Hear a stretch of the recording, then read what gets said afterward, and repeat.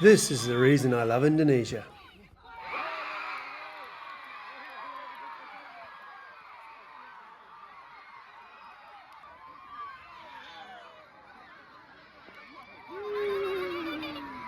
No, I am not a massive football soccer fan. I'm a fan of people that are passionate, that love life, that just don't mind showing their joy. This was a little kids tournament in Rote, the grand final, 0-0 at the end of the clock. And it was a penalty shootout and there had to be 1,000 people there. Just amazing. I love it. Learning by Doing presents The Mad Dash. Watch us every Tuesday morning on YouTube. Join me and multiple crew members as I take our Krabi catamaran from Sydney, Australia all the way up around the top to Lombok in Indonesia. Made possible by our patrons. Thank you very much, you guys, and also our sponsors here on board for this trip. Thanks so much, guys. Now in last week's video you would have seen that we arrived in Kupang, Indonesia. After clearing in, which only took a day, very simple these days, I've done it before, my crew, Adia and Sepe, went on their way backpacking over through Timor and around Sumba and who knows where. And I enjoyed a couple of days in Kupang. It's a city with a long and romantic history, and I've made some friends there, and it was great to spend a couple of extra days there. And then pulled up the sails and sailed alone down to Rote, another place I absolutely love. And this is where you find me now, anchored down at Numbrala Beach, Rote Island, just in between the two famous surf breaks, just outside all of the squid boats, a few of which are still coming home from their nights fishing.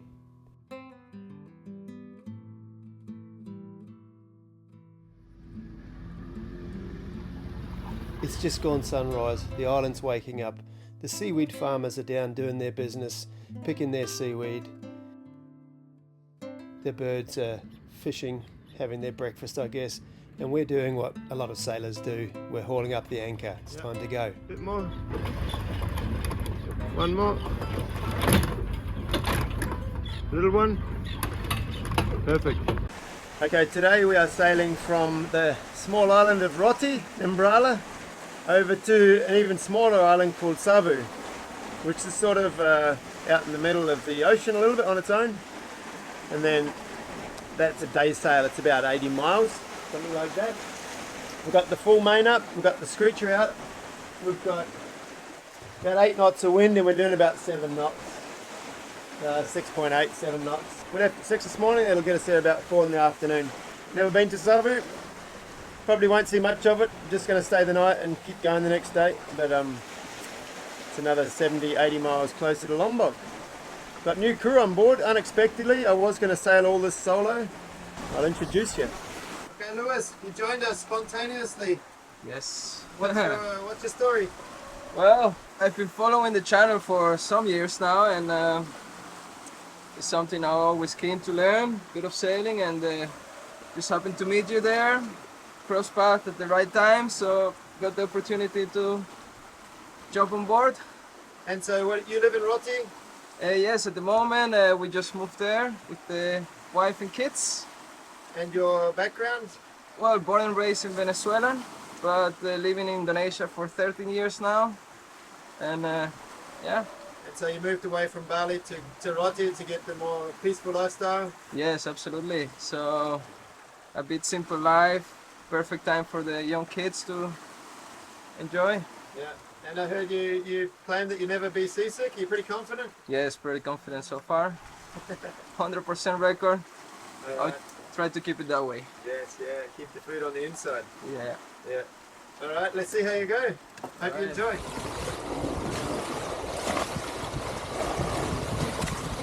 Could you even imagine better conditions than this? Now, it's not just a given. You have to have the right boat. In this sort of wind, in a 20-ton small boat, heavy boat, you're going to be motoring, and that's a hell of a racket, and it's hell of a hot in these conditions. I know from Schiehallion and now with Trade Runner, we're even better prepared. This thing just rips. I mean, look here, look at the wind. We've got 7.5 to 8.5 knots of apparent wind, and we're in 6.5 to 7.5 knots. Who could ask for anything better? This is where the word champagne sailing was coined, for sure. Absolutely amazing. In between Rote and Savu, there is a shipping channel, ships that go from, I guess, China down to the west coast of Australia. As you can see, the AIS contacts, we're very aware of them, and sitting up on the front I have a great view, and I actually have a remote control for the autopilot, so I spent most of the day sitting up there in the shade of the screecher reading a book, and I got through quite a few pages of it. I mean, as I said, champagne sailing.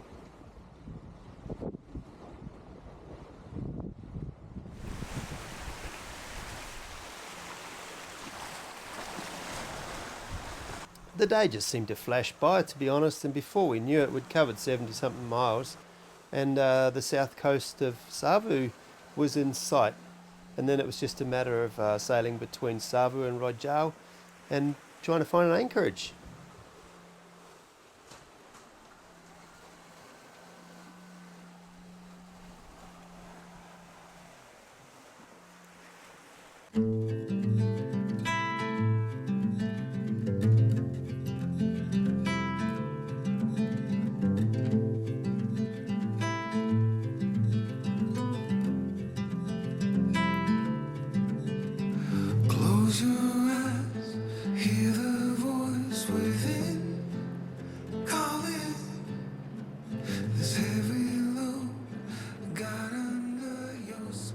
Okay, good morning everyone.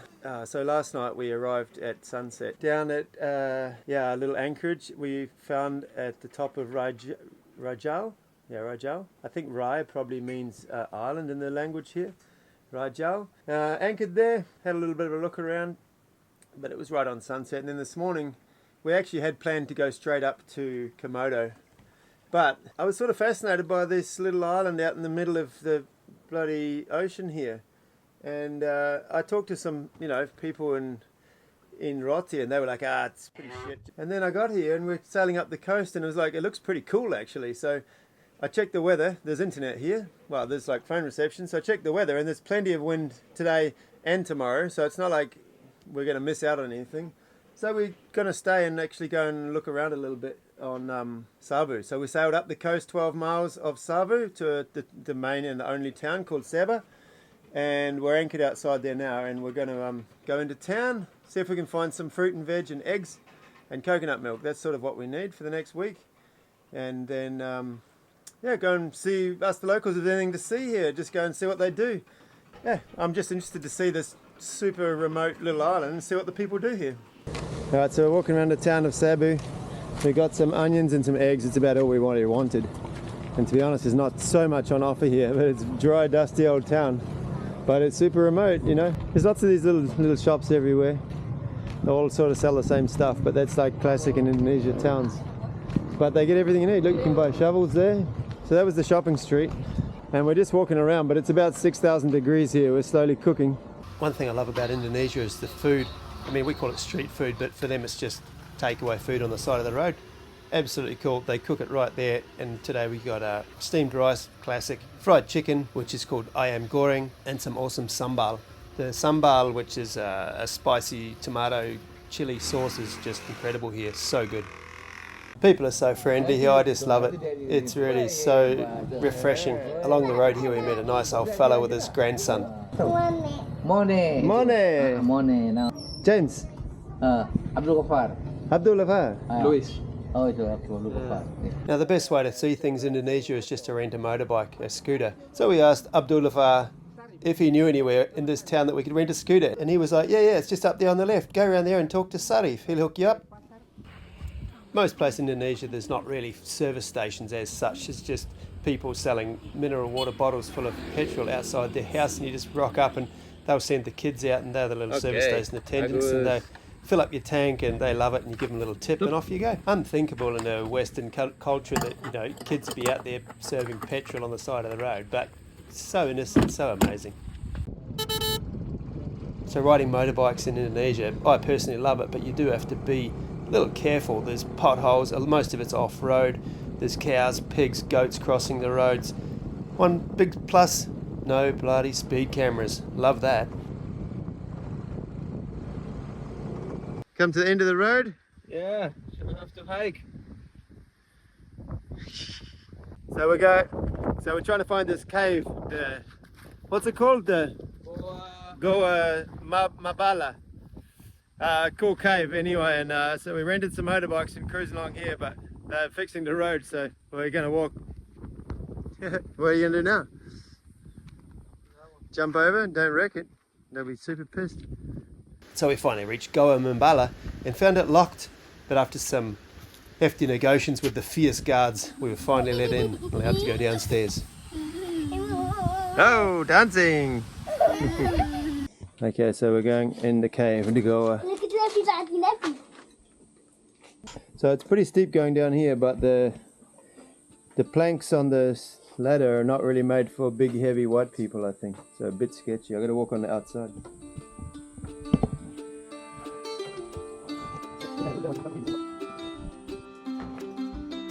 Kassi.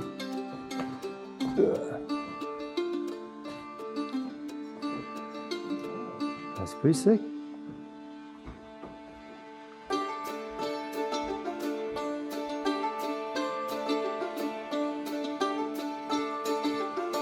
That's pretty cool, huh?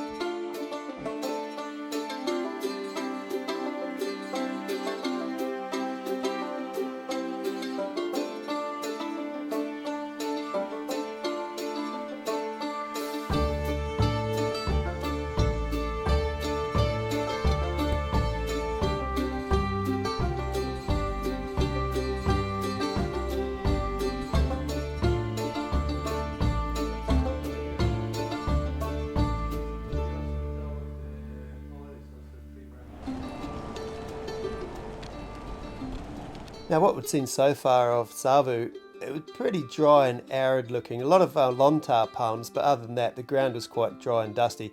Now having said that, it was completely in the dry season, but then we came around a corner and then it was just lush and green, so I stopped and threw the drone up, and there must be some sort of waterway underground here because it was rice paddies. It was a beautiful oasis, absolutely magic.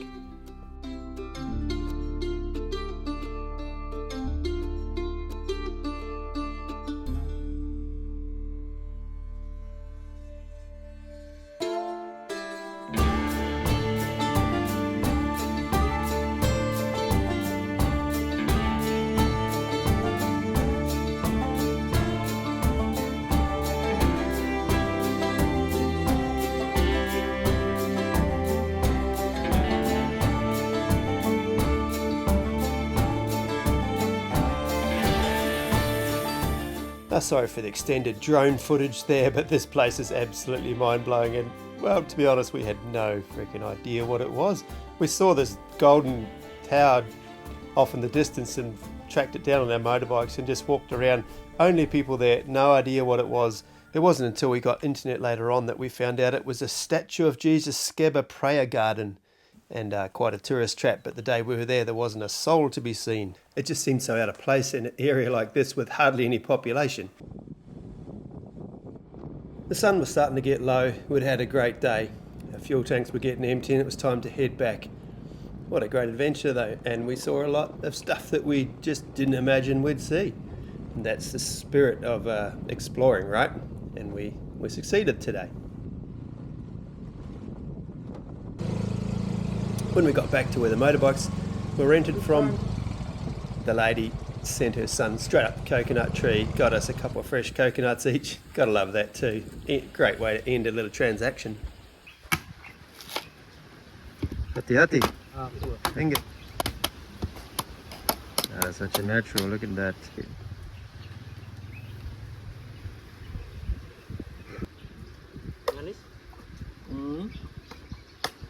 Very good.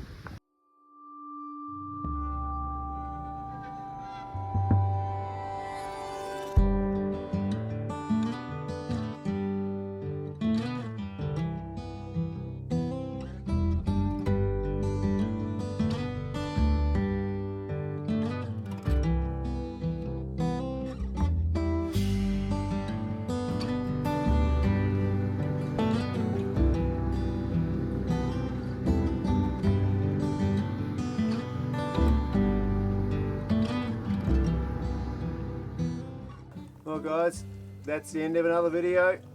I really hope you enjoyed this one, because I hope you can see that I'm really enjoying being back in Indonesia. So, well, it's such a pleasure to be back here and experiencing new things and talking to different people, and yeah, just being back in the nature and seeing smiling kids, and yeah, it's why we do this actually. Super cool.